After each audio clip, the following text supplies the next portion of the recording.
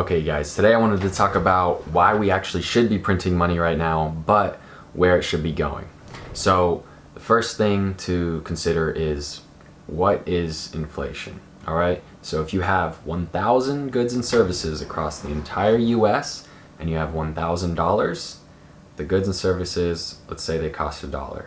Now, for whatever reason, the government prints another $1,000, then the goods and services is going to cost $2. And why would they print the money? Well, there's two factors to this. There's how much money is circulating in the economy, and what's the velocity. How quickly is that money changing hands between people? Because let's say, the goods and services cost this much, and the supply of money is $500 in the economy out of 1,000. The other 500 is in savings. And then the velocity of the money is, let's say, at like 50%. If that all of a sudden drops down to, 10, 20% because people don't want to buy for whatever reason, then what's going to happen is these prices are going to rapidly start to decrease because the demand went down so much. So in order to try and keep the economy and the prices and value of assets and everything continuing to grow, what they'll do is they'll try to keep the influx of money, close to, if not a little bit more than that velocity of it. And that should slowly increase our values and prices in a growing economy. The problem is, it's very hard to calculate how much money they need to put in comparison to the demand right now in order to figure out how much of a change it's going to cause. And so that's when you can have issues of hyperinflation and stuff like that.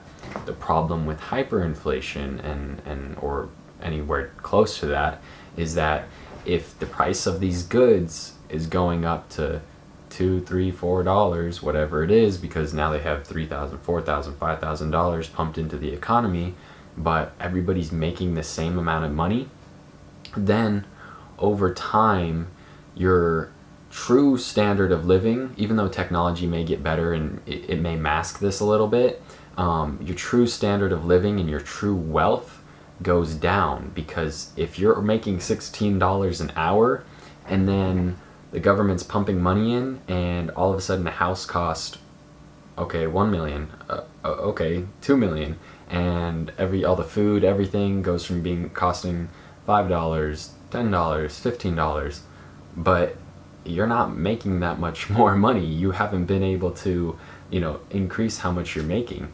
And all of that gets heavily complicated once you consider the global market and everything too. So typically, you don't want to be printing too much money because of that. But right now, we're not worried about inflation at all. It's the last thing on our mind. That's why there's a bipartisan effort to try to pump money into the economy right now, because what we're actually worried about is that deflation. We're worried about tanking and destroying, everybody's assets, all of these stocks, the housing prices, everything that people own in the economy. We're worried that if we don't regulate by having people, by trying to force the banks and everything to offer low mortgage rates and having, all of the federal interest rates and everything lowered, we're hoping that will increase the demand. Because we're worried that if we don't pump some money in and artificially increase the demand, we're worried that the prices are going to tank, and then everything that everybody owns is not going to be worth anything, and there's an issue with that, right? So nobody's worried about inflation right now. All we're trying to do is keep up with the deflation in the short term and the long term. The issue is, how much money do we know to throw into the economy? Like, how long is our situation right now going to last? We don't know how much money to pump into the economy, and we don't know how much to regulate, and we can see the short-term effects a lot easier. Okay, A equals B, but in the long term, okay, I pumped $10 trillion into the economy.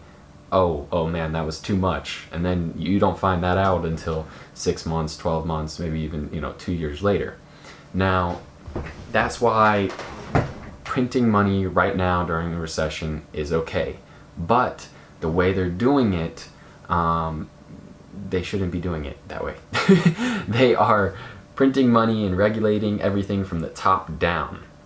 The issue with that is pretty simply that you want to pay everybody at the bottom and let things naturally flow, have all of the taxes that normally get paid so that schools and school teacher salaries are the same and people over here don't get, laid off. And there's a lot of things that they can't calculate, and they can't see the long-term effects of kind of spot checking and just giving money in random spots. You need to have it flow naturally up through the economy. When you do top down, it just doesn't work very well. So that's about all I have for you guys today. If you want to see more of these, let me know, and I'll see you guys next time.